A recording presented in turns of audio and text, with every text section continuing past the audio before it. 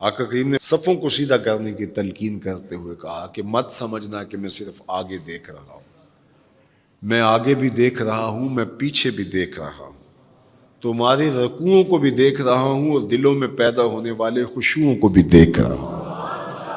یہ حضور کی نظر کا کمال ہے۔ اور حضرت عبداللہ ابن عباس رضی اللہ تعالیٰ عنہ فرماتے ہیں کان رسول اللہ صلی اللہ علیہ وآلہ وسلم یرا فی اللیل فی الظلمہ کما یرا فی النہار فی الضوء۔ حضور رات کی تاریکی میں یوں دیکھتے تھے جس طرح دن کے اجالے میں دیکھتے تھے۔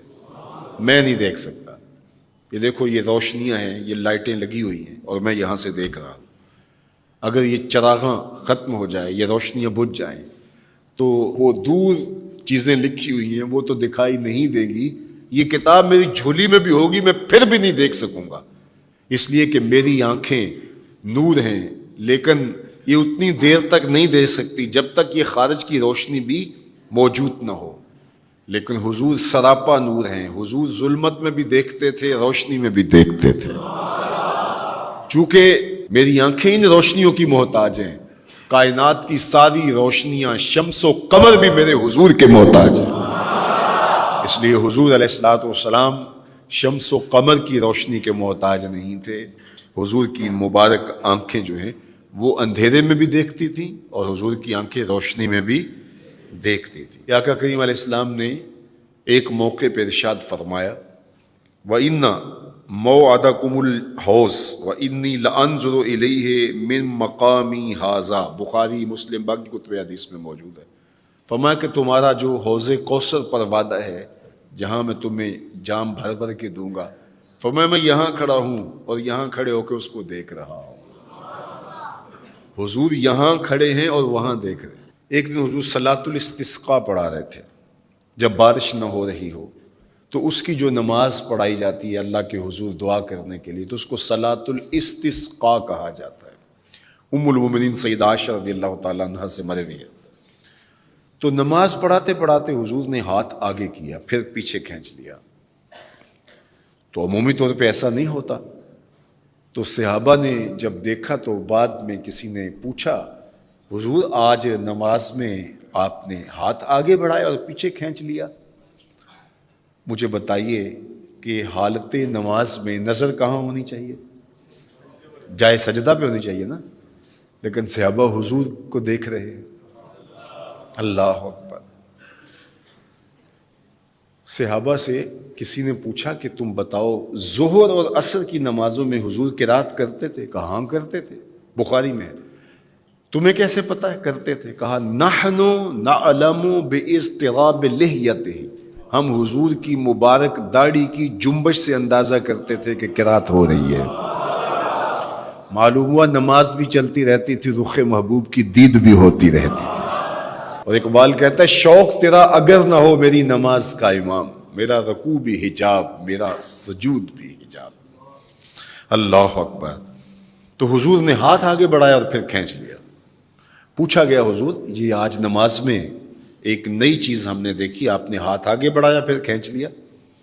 فرمایا ہاں، جنت میں کھجوروں کا ایک خوشہ لٹک رہا تھا، میں اس کو توڑنے کے لیے ہاتھ ڈالا تھا، پھر میں نے چھوڑ دیا، اور اگر میں توڑ لیتا تم قیامت تک کھاتے رہتے ختم نہ ہوتا، لیکن میں نے کہا نہیں چلو پھر قیامت کو ہی صحیح۔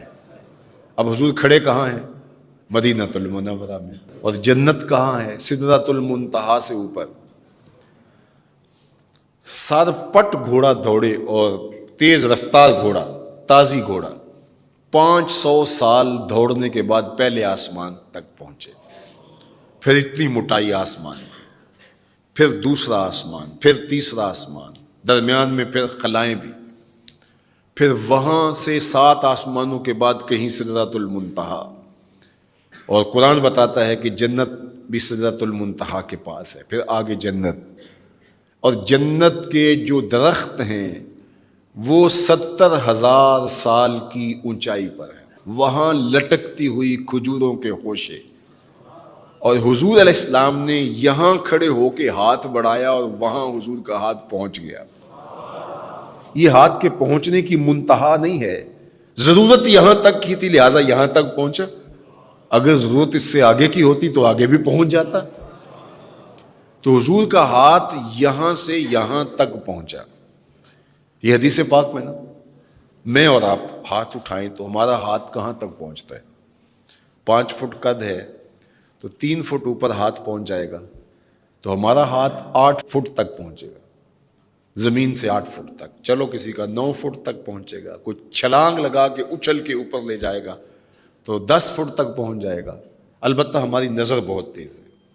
ہماری نظر پہلے آسمان کے ٹمٹماتے ہوئے ستارے دیکھتی، دوسرے آسمان کے ستارے بھی دکھائی دیتے ہیں، تیسرے آسمان کے ستارے چاند سورج میں دکھائی دیتا ہے.